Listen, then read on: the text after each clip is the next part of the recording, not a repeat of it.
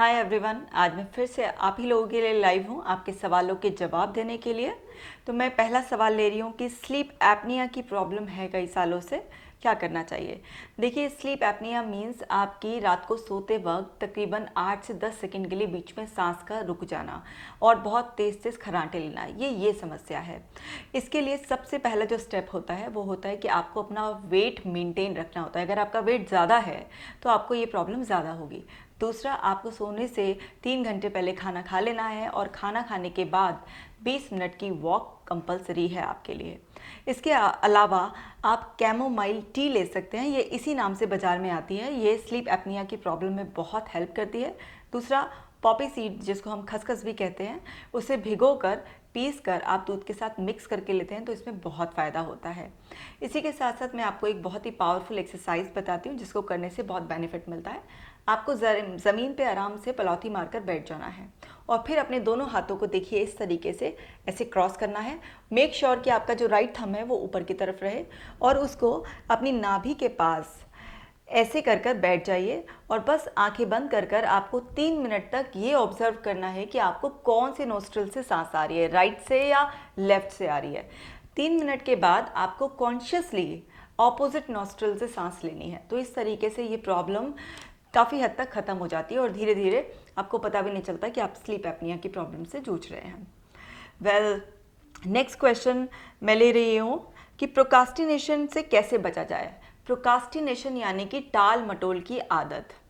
देखिए, अब तो वैसे भी लॉकडाउन चल रहा है, जो लोग रूटीन फॉलो नहीं कर रहे हैं उनको प्रोकास्टिनेशन की आदत और ज़्यादा बढ़ जाएगी, या जिनको नहीं है उनको भी लग सकती है। तो ऐसे टाइम में तो हमें और केयरफुल हो जाना है। टाल मटोल की आदत हमारा दिमाग तभी डालता है जब हम अपने आप से कुछ तय करते हैं और फिर उसे पूरा नहीं करते।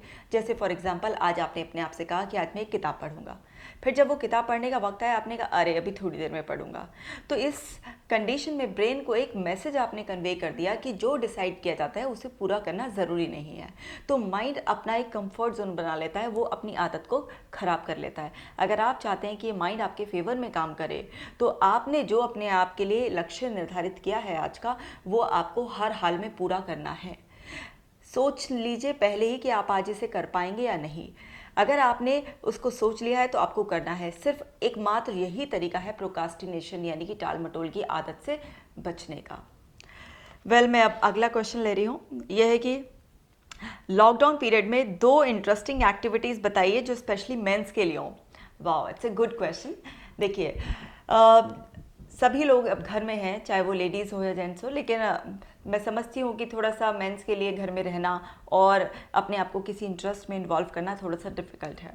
इंटरेस्टिंग एक्टिविटी की आपने बात कही है तो मैं आपको बताऊँ इससे आपको क्या फ़ायदा होगा इंटरेस्टिंग एक्टिविटीज़ करने से और वो एक्टिविटीज़ चूज़ करने से जो शायद आप पहले कभी नहीं करते थे, जैसे कुकिंग। अब ये कुकिंग ना हमारे लिए एक नई एक्टिविटी होगी। जब भी हमारा ब्रेन कोई नई चीज़ सीखता है तो उसकी पावर्स बढ़ती हैं। क्यों? क्योंकि नए न्यूरो पाथवेज बनते हैं।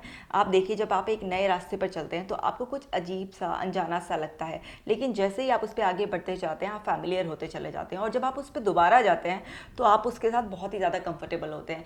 ऐसा ही सेम प्रोसेस हमारे माइंड में होता है। जब हम कोई नई एक्टिविटी करते हैं तो ब्रेन अपनी पावर को एक्सपेंशन करता है, यानी कि उसकी पावर्स, उसकी क्रिएटिविटी बढ़ती है। तो इससे आपको बहुत बेनिफिट होगा, आपको इंटरेस्ट भी आएगा और आपके अंदर एक नई स्किल भी ऐड हो जाएगी और आपकी ब्रेन की पावर भी बढ़ेगी। तो एक तो आप इंटरेस्टिंग एक्टिविटी कुकिंग कर सकते हैं। दूसरा, आपकी वो हॉबी जो कहीं दबी पड़ी थी, जिसको आप टाइम नहीं दे पा रहे थे, आप उस हॉबी को दोबारा से ज़िंदा कीजिए। वो हो सकता है कोई दूसरी लैंग्वेज सीखने की हो सकता है कभी आपके मन में डांस की हो, कभी गिटार बजाने की हो, या कुछ ड्राइंग, आर्ट, क्रिएटिव कुछ भी कीजिए। इस तरीके का कुछ नया जो आपने बहुत साल पहले सोचा था बट किसी वजह से नहीं कर पाए, इस तरीके से। या फिर आप अपने बच्चों के साथ उनके क्राफ्ट्स वगैरह बनाएंगे तो ये भी एक इंटरेस्टिंग एक्टिविटी है जिसमें कि जेंट्स को बहुत मज़ा आता है। और नेक्स्ट क्वेश्चन है मेरे पास, वेट लॉस के लिए कोई साइकोलॉजिकल रेमेडी बताइए। ये मेरा एक फेवरेट क्वेश्चन है बिकॉज मैं खुद बहुत फिटनेस का ध्यान रखती हूँ। देखिए, मैं आपको 3 पावरफुल साइकोलॉजिकल रेमेडी देती हूँ जिससे आपका वेट मेंटेन हो जाएगा। पहला, आप हमेशा छोटी प्लेट में खाने की आदत डालिए।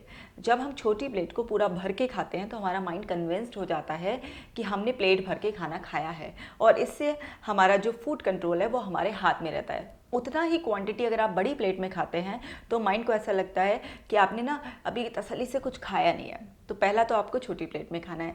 दूसरा, आपको खाना खाने बैठने से पहले अपने आप को आईने में ज़रूर देखना है। अगर अगर आप कर सकते हैं तो जहाँ पर बैठकर आप खाना खा रहे हैं वहाँ पर एक शीशा लगा लीजिए।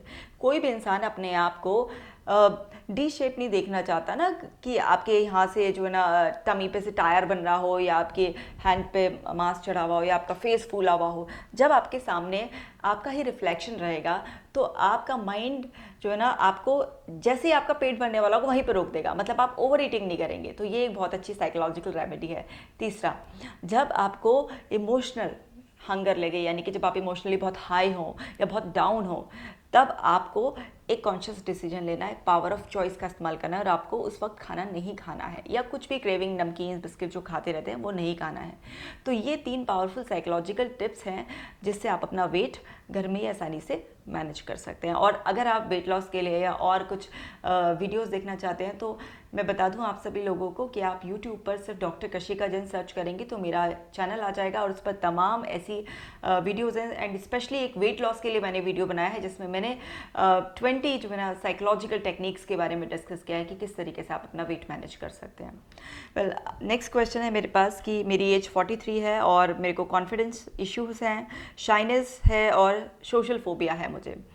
देखिए, जो भी इंसान शाइनेस होती है, जिसको सोशल फोबिया होता है या कॉन्फिडेंस की कमी होती है, इसका मतलब है आपकी जो पर्सनालिटी, आपकी जो नेचर है वो इंट्रोवर्ट नेचर है।